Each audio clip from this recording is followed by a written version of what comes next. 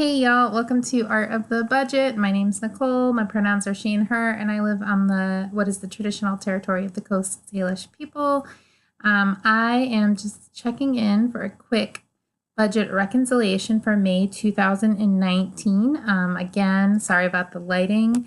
I am filming and it's dark outside and it's just one of those days. But I wanted to get this out. And I'm trying something a little bit different. I usually just show you guys every dollar, and then I've got this sort of stuff written down in my notebook, and I tell you the highlights. But in this case, I just wrote it down. I just wanted to share with you the highlights. I planned for $4,100 in income, and I made $4,170.77. So that put me over a little bit. Reimbursements, I planned for 0 and I got about $40.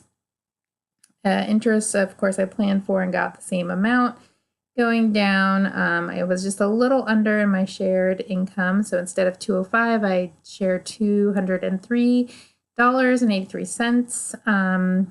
Going down to savings, my emergency fund, I was able to put $1,105 in, which was great. And I made $791 in interest, which I always love. Rolling on down, everything was pretty much the same. $500 to my Roth IRA. Rent was just usual $550. Electricity, phone, all of that I always know.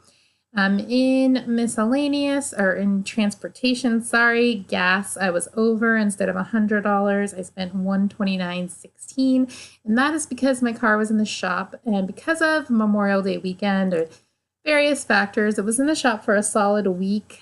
And while I live somewhere that has a great bus system, the sort of geography of the situation is that in a car, it takes like 7 minutes for me to get to work, and in a bus, it could take up to an hour. So I was real bad about taking the bus, and I took several lifts, and I was a little worried about going over budget, especially because in addition to taking lifts, I got real lazy, and I ate out a lot during the week because I didn't have a car, so I couldn't go grocery shopping. I did meal prep, but I was like I did like minimal meal prep, and I wasn't very interested in what I had prepped. So yeah, but let's go on down to groceries.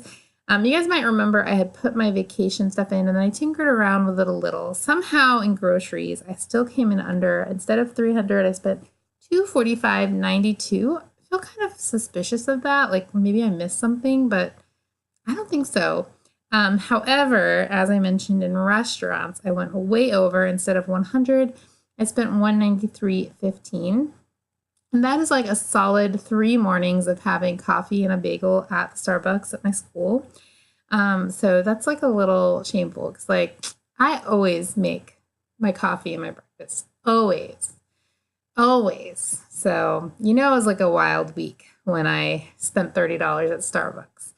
Anyway, in the household category, I went over. I spent $50.29 instead of $30. And I think we all know that was for plants, which is, not the worst way, I guess, to go over.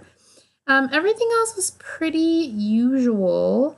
No major highlights. When I go down to sinking funds, I did this kind of different here. So I've got what I added and the actual balance. So of course, in travel, I was a little over. I ended up adding $109.04. I think I was going to add like around 95 or something.